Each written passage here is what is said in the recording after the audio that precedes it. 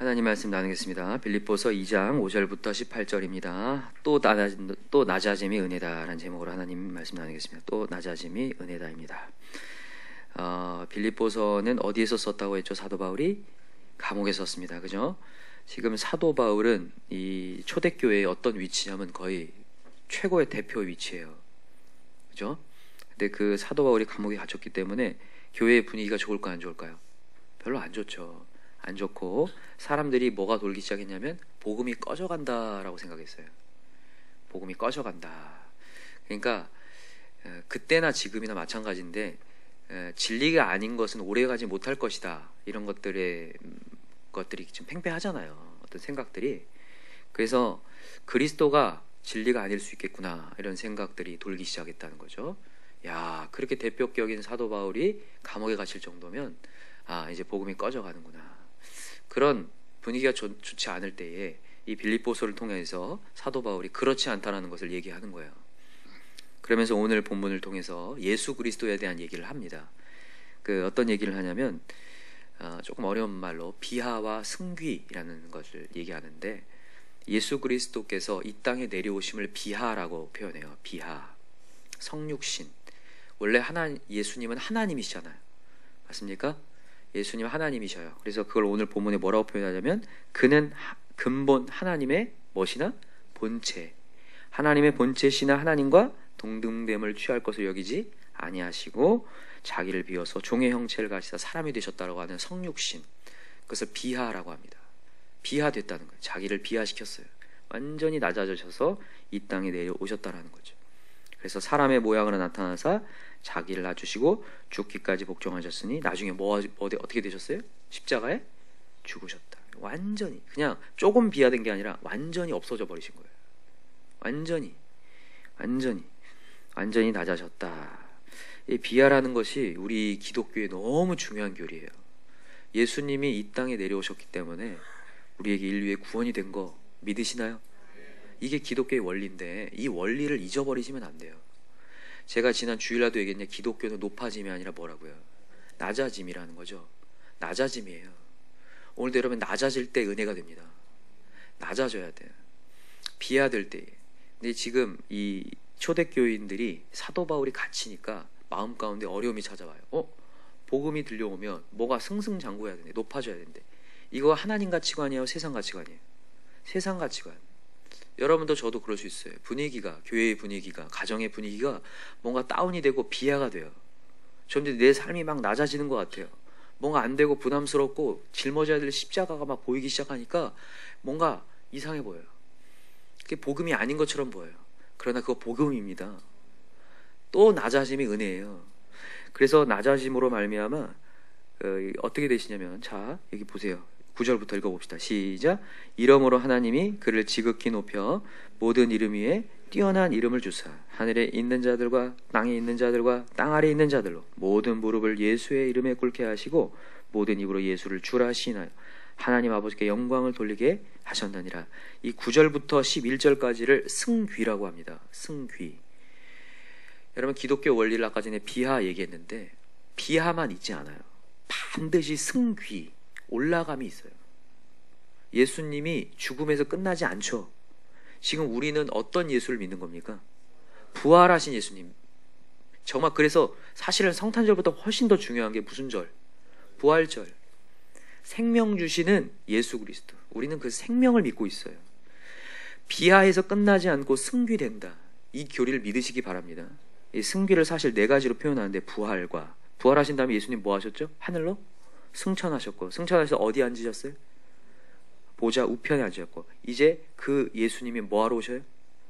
이제 심판하러 오셔요. 재림 예수로 오시죠. 이제는 만왕의 왕으로 오셔요. 그게 승귀거든요. 여러분, 그래서 우리 예수님을 믿을 만한 거예요. 오늘도 여러분들이 낮아짐을 통하여서 내가 이렇게 계속 살 것인가가 아니라 반드시 영광이 있어요. 비하를 통하여서 반드시 영광이 있어요. 그래서 여러분, 손해봐도 부담스러워하지 않길 바랍니다. 오늘도 하나님의 메시지가 부담스럽게 들려와도 알겠습니다. 하나님, 저 더 낮아지겠습니다. 더 굴욕을 당하겠습니다. 왜? 하나님이 부활하셨기에, 하나님은 승귀하셨기에 우리 역사가 있습니다.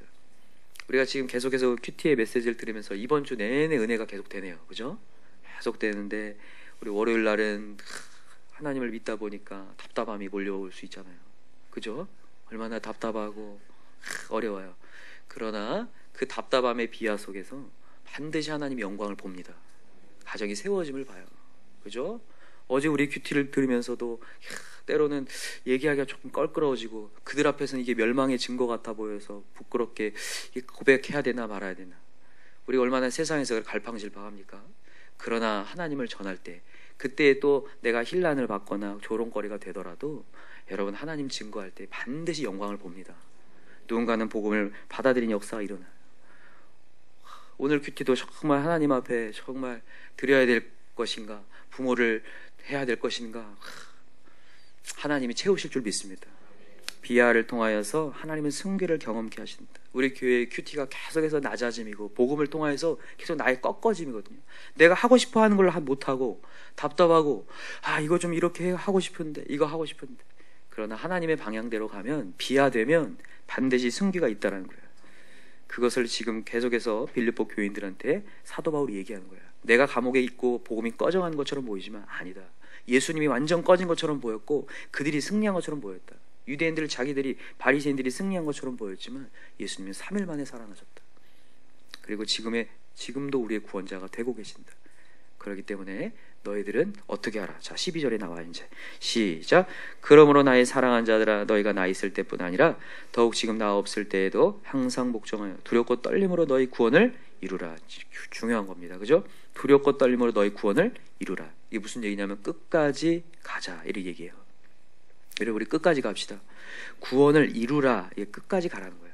사람들은 한번 딱 이게 자기가 이제 예수 믿었고 그 다음의 삶을 구원을 이루어가지 않고 그냥 막 살아요. 그게 아니라 끝까지 가야 돼요. 끝까지 구원을 여러분 끝까지 이루어갑시다. 끝까지. 지금 이 사도 바울의 가침으로 말미암아 복음에서 벗어나는 사람들이 많아지기 시작했어요. 기도 응답이 안 되고 뭔가 안 이루어지고 낮아지고 비하되는 것으로 말미암아. 아시겠지만 여러분, 예수님이 십자가에 달리실 때 제자들이 붙어 있었어요? 도망갔어요? 도망가요. 이게 세상 가치관이에요. 사실 세상 가치관은 내 앞에 눈에 보여지는 현실이 녹록치 않고 변화되지 않을 때 사람들의 믿음이 확 다운되면서 벗어나거든요.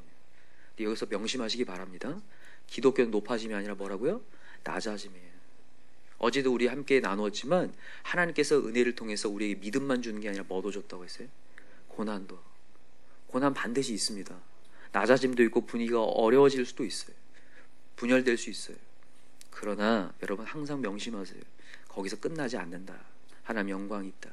제가 어제 나미비아 선교사님 광고 좀 드렸지만 그 선교사님이 7년 동안 열심히 정말 뼈를 깎는 아픔을 가지고 열심히 거기에서 사역을 세웠어요.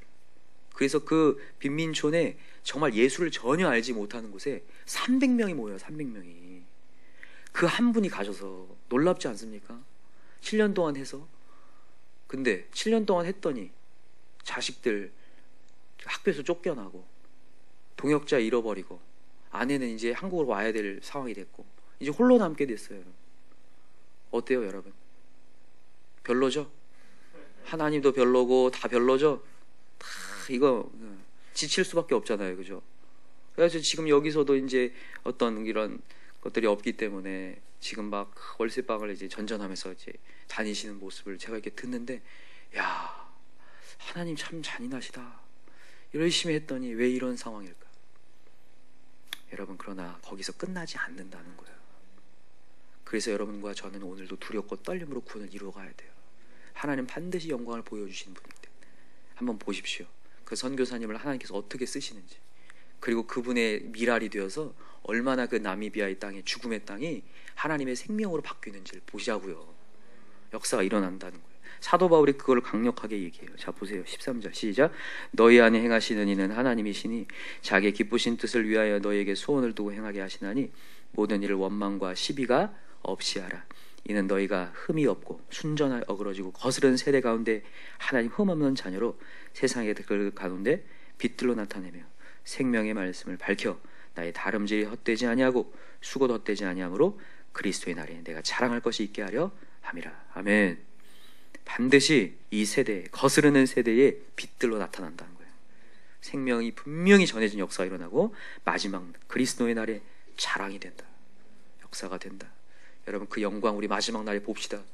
많은 사람들이 이 땅에서의 영광을 누리려다가 진짜 하나님 앞에 섰을 때는 영광을 보지 못하는데, 여러분 우리 낮아져서 하나님께서 올리시는 역사를 다 경험했으면 좋겠고, 우리가 해야 될 일은 오늘도 복음 전파, 선교의 사명 감당하다가 가졌으면 좋겠습니다. 오늘도 하나님 우리 포기하지 않았습니다. 하나님 우리 주목하고 있습니다. 오늘 분위기가 어렵다고 어려워하지 마시고, 오늘도 기도하여서 하나님의 응답하실 때까지 여러분 오늘 기도하여서 하나님의 응답을 다 경험할 수 있는 저와 여러분들에게 간절히 기도합니다. 기도합시다. 이 시간에 간절한 마음으로 기도할 때, 하나님, 때로는 말씀을 읽다 보면 이해가 되지 않습니다. 내가 세상에 살 때에는 이렇게 사는 것이 옳은 것인 줄 알았는데, 하나님은 오늘도 또 낮아지라고 하시니 좀 어려울 때가 있습니다. 그러나 낮아짐에서 그치는 것이 아니라 하나님 반드시 높이신다고 하셨는데, 오늘도 내가 죽기까지 보초하여 순종하여 하나님의 영광을 보게 하여 주시옵소서. 오늘도 간절한 마음으로 기도하시고 끝까지 순종으로 나아갈 수 있게 해달라.